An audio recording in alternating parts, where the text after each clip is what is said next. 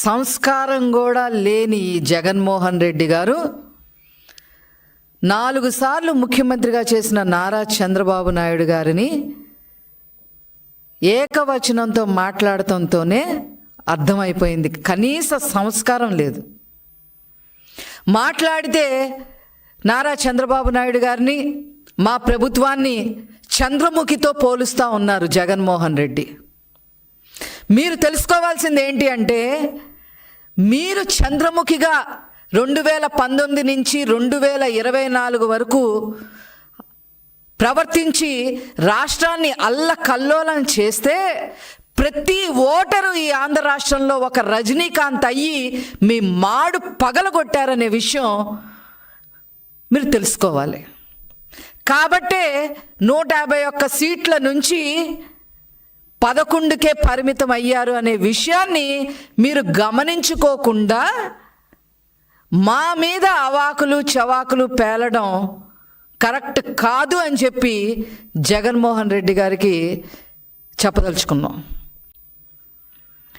చంద్రబాబు నాయుడు గారిని ఏకవచనంతో మాట్లాడటం అనేది, డూ అని ఉపయోగిస్తూ మాట్లాడటం అనేది మేము చాలా తీవ్రంగా ఖండిస్తూ ఉన్నాం. ఇకపోతే విలువల గురించి, విశ్వసనీయ గురించి,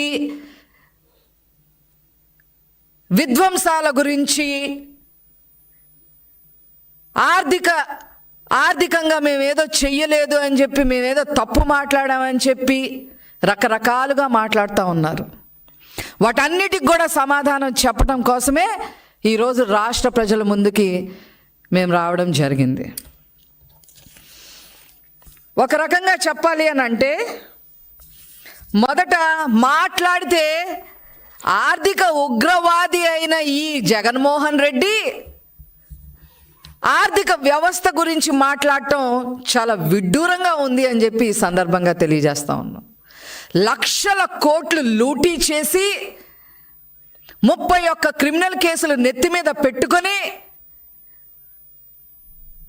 దేనికి కూడా ప్రజలకి సమాధానం చెప్పే పరిస్థితుల్లో ఉండి ఇతను విశ్వసనీయత గురించి, విలువల గురించి మాట్లాడటం చాలా ఆక్షేపణీయంగా ఉంది అని చెప్పి ఈ సందర్భంగా నేను తెలియజేస్తా ఉన్నాను.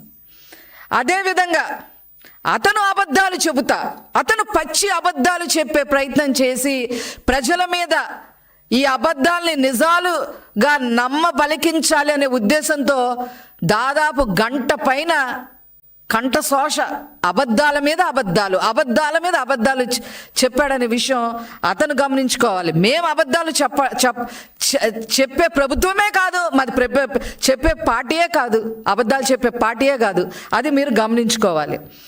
మాట్లాడితే మీడియాని దొంగల ముఠా అని చెప్పి ఈటీవీ, TV5, ABN అట్లాగా కొన్ని ఛానల్స్ని పట్టుకొని దొంగల ముఠా అని చెప్పి మాట్లాడుతూ ఉన్నాడు. నీకన్నా దొంగల ముఠా అసలు ఎవరున్నారయ్యా ఈ రాష్ట్రంలో? ఎవరున్నారు? 90% ఆర్థిక నేరస్తుల్ని, డౌరీ కేసుల్లో ఉన్నోళ్ళని, ప్రేమించి పెళ్ళాడతానని చెప్పి వాళ్ళని హత్యలు చేసిన వాళ్ళని, ఇలాంటి వాళ్ళకి ఎమ్మెల్యేలు, MP సీట్లు ఇచ్చిన మీరు దొంగల ముఠా, ఆ ముఠా, ఈ ముఠా అని చెప్తా ఉంటే ప్రజలు నవ్విపోతున్నారనే విషయం మీరు గమనించుకోవాలని చెప్పి ఈ సందర్భంగా నేను తెలియజేస్తా ఉన్నా. ఒకటే చెప్పదలుచుకున్నా నేను, మీరు నాశనం చేసిన, విధ్వంసం చేసిన అమరావతి, ఈరోజు అమరావతి నిర్మాణం వేగవంతం చేశారు నారా చంద్రబాబు నాయుడు గారు. జగన్మోహన్ రెడ్డి విధ్వంసం చేసిన పోలవరాన్ని మరి ఊపందుకునేలాగా ముందుకు తీసుకెళ్లారు నారా చంద్రబాబు నాయుడు గారు అని చెప్పి ఈ సందర్భంగా తెలియజేస్తా ఉన్నా. జగన్మోహన్ రెడ్డి ఒక్క ఉద్యోగం కూడా ఇవ్వకపోతే ఈనాడు నారా చంద్రబాబు నాయుడు గారు 20 లక్షల ఉద్యోగాలకి ఇవ్వటం కోసం అడుగులు ముందుకు వేశారు. 90% ముందుకు వేశారు. మొన్న దావోస్తో అది తేలిపోయిందనే విషయం జగన్మోహన్ రెడ్డి గమనించుకోవాలి. మీరు విధ్వంసం చేసిన, నాశనం చేసిన సంక్షేమ కార్యక్రమాలన్నీ మళ్ళీ గాడిలో పెట్టింది నారా చంద్రబాబు నాయుడు గారు. ఈరోజు పెన్షన్ 4,000, వికలాంగులకి మరి 6,000, మరీ అస్సలు బాగోని వాళ్ళకి 10,000, 15,000 మరి ఇచ్చి ఈరోజు దాదాపు 64 లక్షల మంది పైబడి మరి పెన్షన్ ఇవ్వడమే కాకుండా సంక్షేమ కార్యక్రమాలు చేయటమే కాకుండా అన్ని రకాలుగా నారా చంద్రబాబు నాయుడు గారు మీరు సంక్షేమ కార్యక్రమాలు విధ్వంసం చేస్తే వారు గాడిన పెట్టారు అని చెప్పి సందర్భంగా తెలియజేస్తా ఉన్నా.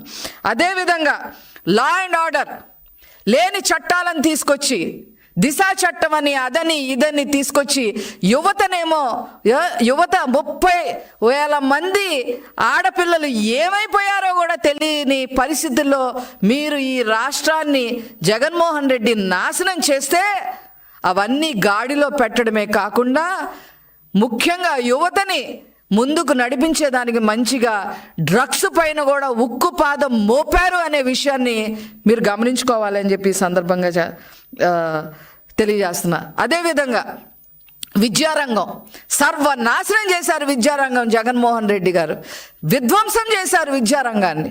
ఈరోజు నారా లోకేష్ గారు దానిని గాడిలో పెట్టడానికి, విద్యారంగాన్ని గాడిలో పెట్టడానికి అహర్నిశలు కష్టపడతా ఉన్నారు. గాడిలో పెట్టేదానికి అడుగులు ముందేశారు.